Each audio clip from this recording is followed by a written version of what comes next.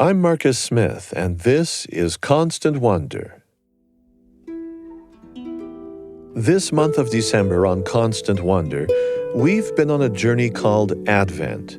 Our podcast's Advent calendar has been a series of daily episodes beginning on the 1st and leading all the way forward to the 25th. We've been welcoming special guests who have been sharing with us the wonder and the awe that are central to the spirit of this season. It's our way of spreading not only good cheer, but also peace, goodwill, and, of course, awe before all creation. It's December 18th. 800 feet out on a pier in northern Lake Michigan, I wince against the sleet and spray stinging my face. Every Christmas Eve I come back here. It's the place I first called home. Gayle Boss is a poet, writer, and a naturalist. She's author of a collection of essays titled All Creation Waits, The Advent Mystery of New Beginnings. We'll enjoy hearing her share one of these essays in today's episode of Constant Wonder. Something Gayle Boss observes in the natural world has become central to her way of marking the Advent season. It has to do with the way animals that live all around her in her native region of northern Michigan prepare themselves for winter as the cold and the darkness encroach. There on a pier, on the edge of an icy Lake Michigan, she considers the ways of a lake trout.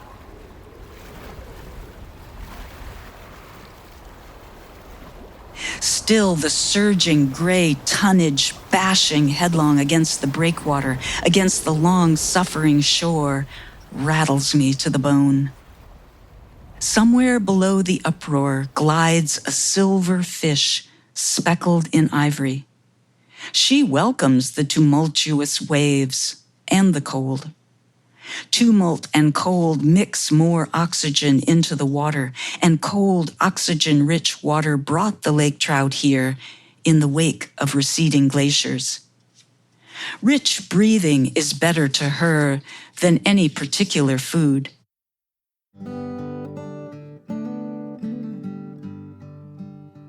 Though she will swim the 300-mile length of this great lake looking for the small fish she prefers, if she doesn't find enough of them, she'll simply switch to tiny shrimp or insects. And if these go missing, she'll choose to be vegetarian, consenting thereby to grow more slowly. Darwin and other scientists since have thought her species to be perhaps the most flexible, most adaptive vertebrate on Earth. Now, in early winter, she's at her ease.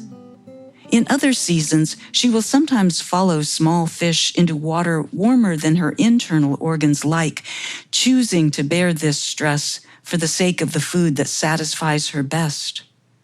Or she may spare herself the stress and eat less nutritious fare. Always, she's aware of the trade-off and of having to choose. But in winter, the warmer water, which the small fish follow, is not much more than 40 degrees Fahrenheit, a temperature just right for her body. Bathed in comfort with ample food besides, she can relax. She relaxes alone. 7 or 8 weeks ago, she lived her communal life. It lasted a few days. In late fall, when she felt the water cool, an irrepressible urge rose in her and lake trout everywhere to return to their first homes, the beds where they hatched. Half of the hatching beds in Lake Michigan are straight out from this pier. It's not temperature or depth or clarity that make these waters so hospitable a first home. It's not the food supply. It's the rocks.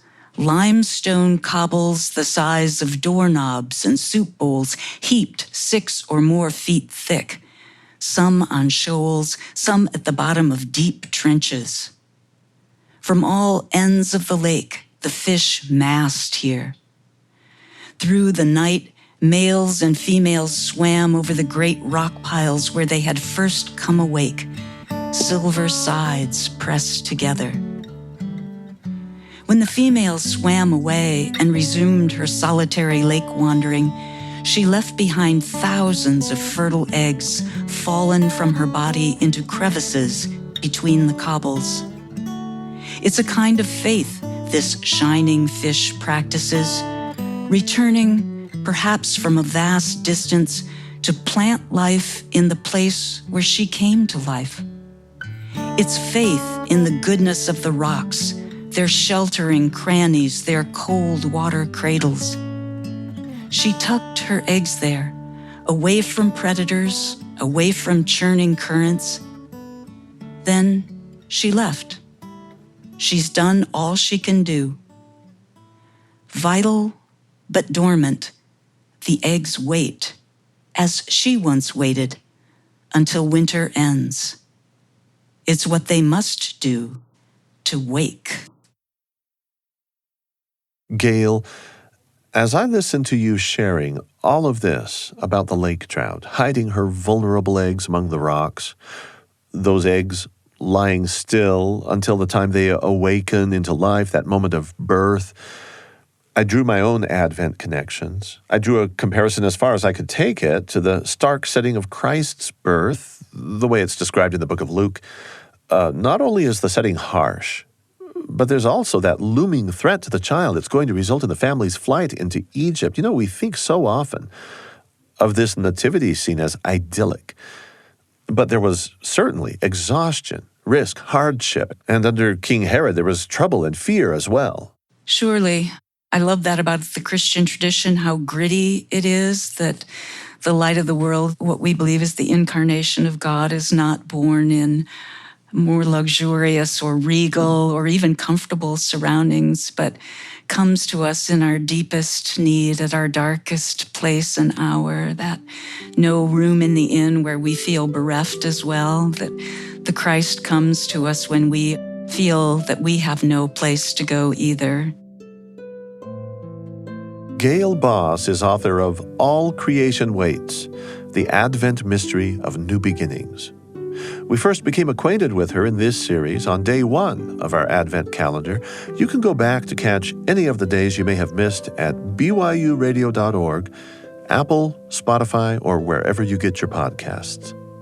Today's episode was produced by Eric Schultzka with help from Lydia McElroy and sound design by James Call. We hope you'll join us tomorrow for another day of our Advent series. We'll head to El Salvador for Las Posadas, a festive, foodful, musical, and thought-provoking ritual that began over 4 centuries ago in Mexico. I'm Marcus Smith. Thanks for joining us. Constant Wonder is a production of BYU Radio.